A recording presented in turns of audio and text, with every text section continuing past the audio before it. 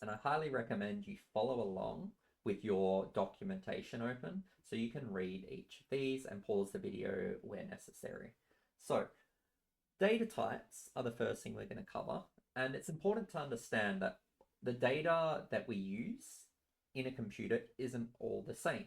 Just like in the real world, we have a measurement, and we might have a measurement in meters, we might have a measurement in inches. They're not the same. Um, Often there is a way to convert from one data type to another, but not always. So just be aware of that. You are limited by what type of data you're working with. So you need to make sure that you're storing data in the correct type. So to begin with, let's look at some common data types. So a string is a sequence of characters and a string. And we're familiar with strings because we have been working with them for the last two lessons. So they're just text, right? But they're not code text. They're actual text we want to use in our code or in our outputs.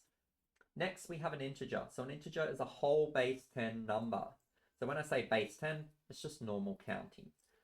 If you recall back to previous lessons, we had the binary and hexadecimal system as well. An integer is base 10, or our normal counting numbers.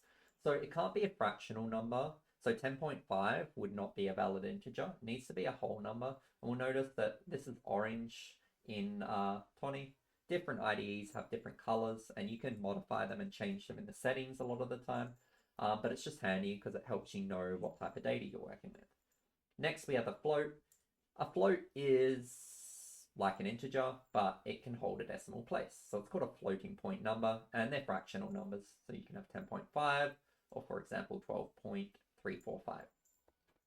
Finally, we have a Boolean. This can represent two states, so true or false, or on and off. There are no other values for a Boolean, so you can only either have 0 or 1, or true or false. These are handy when we want things to act like a switch, where we don't want them to have any other state than the two possible states. So when it comes to data types, it's important to know what you want to do with your data, because you're going to be limited by the data type you're using. For example, I'm going to show you the difference between storing a number in a string and an integer. First of all, if we store it as a string, if you recall what I said earlier, it is text. It's not a number. So what happens when we add two strings together?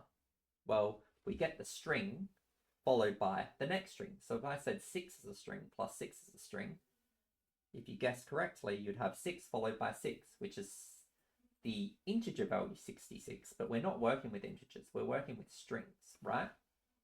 So it's just thought, oh, this is a piece of text, this is a piece of text, let's join those together. Now, if we wanted to print the value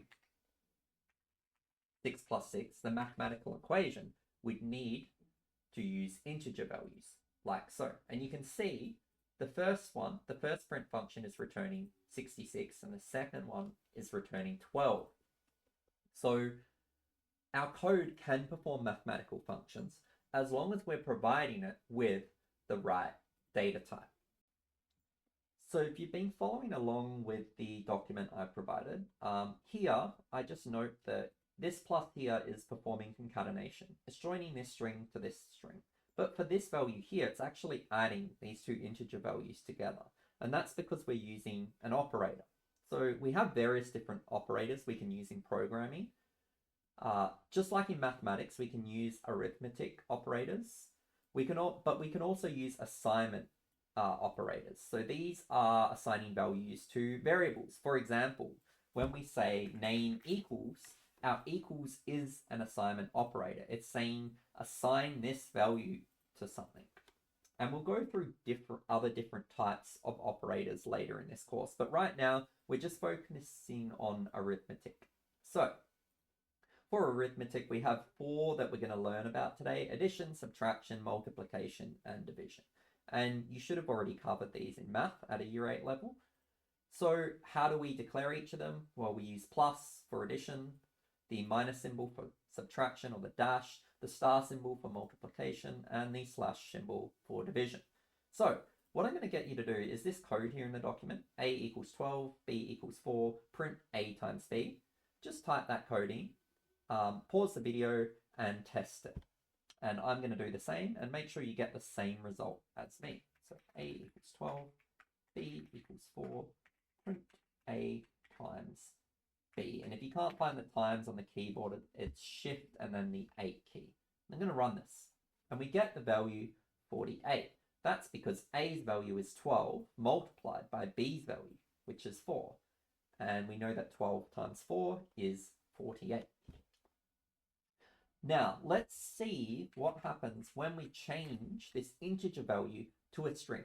So now we're multiplying the number 12 by the string, which is just text. So it could be a word. It's thinking like this is text. It's not a number. By 4. What's going to happen? Well, I'm going to run this code. And we get 4, 1, 2, 3, 4, 5, 6, 7, 8, 9, 10, 11, 12 times. So what it's done is it's just repeated this string 12 times. Because we're saying we want 12 of B, because we're multiplying it.